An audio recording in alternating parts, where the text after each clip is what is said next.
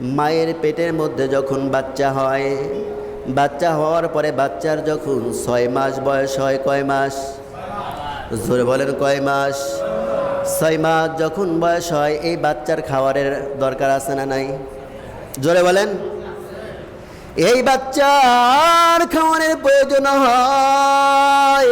মায়ের পেটের মধ্যে 6 মাসের বাচ্চাকে খাওয়ানোর যখন প্রয়োজন হয়, পৃথিবীর কোনো নেতা নেত্রী, ডাক্তার, কবিরাজ, ইঞ্জিনিয়ার কি ওই মায়ের পেটের মধ্যে যে বাচ্চা, ওই বাচ্চার খাবার দিতে পারে নাকি? যিনি খাবার পৌঁছে দেয় তিনি কে? আরো জোরে বলেন, তিনি কে? মায়ের পেটের মধ্যে 6 মাসের বাচ্চা আছে।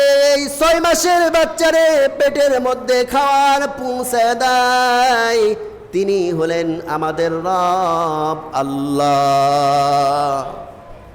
এবার খেয়াল করেন, মায়ের পেটের মধ্যে কেমনি খাবার পৌঁছায়? মায়ের পেটের মধ্যে কেমনি খাবার পৌঁছায়? আপনি আমি কি মায়ের পেটের মধ্যে ছিলাম? বলেন, ছিলাম নাকি? এই মায়ের সঙ্গে খারাপ আচরণ করেন এমন কেউ আছেন?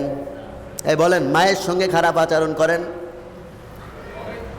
আল্লাহ পাক রব্বুল আলামিন বলেছেন, ওয়াসাইনাল ইনসান বিওয়ালিদাইহি ইহসানান হামালাতুহু উম্মুহু ওয়াহনান আলা ওয়াহনিন ওয়া ফিসালুহু ফি আমাইনি আনিশকুর লি ওয়া লিওয়ালিদাইক। আল্লাহু আকবার বলেন। হযরত লুকমান তার সন্তানকে নসিহত করেছিল, হে আমার সন্তান, তুমি সব কিছু করো, তুমি শিরক করো না। আল্লাহ পাক কি করলেন? এই লুকমান কোন নবী রাসূল না, এই যে তার সন্তানকে নসিহত করলেন, এই নসিহত করার কারণে, শিরকের বিষয়ে নসিহত করার কারণে আল্লাহ পাক রব্বুল আলামিন হযরত লুকমানের প্রতি খুশি হইয়া তার নামে একটা সূরা কোরআনুল কারীমের মধ্যে দিয়ে দিলেন। সুবহানাল্লাহ বলেন। সেই সূরা লুকমানে 1 2 3 4 5 কত? 6 নাম্বার আয়াতে আল্লাহ পাক রব্বুল আলামিন যেটা বললেন, সূরা লুকমানের 6 নাম্বার আয়াতে আল্লাহ পাক রব্বুল আলামিন আমার আপনাকে সুন্দর করে জানিয়ে দিয়েছেন যে এই যে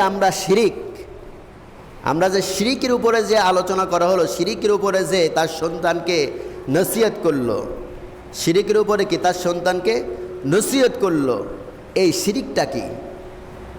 যেমন আমি আজকে আসার সময় দেখি একটা ছেলে মানে আসতেছে আর গান করছে, আমার মরণ হলেই বুঝি ভালো হয়। আরে ভাই, আল্লাহ তোরে বানাইছে, দুনিয়ায় আল্লাহ তোরে দেশে বাঁচার জন্য, আর তুই বেটা করছিস আমার মরণ হলেই বুঝি ভালো হয়।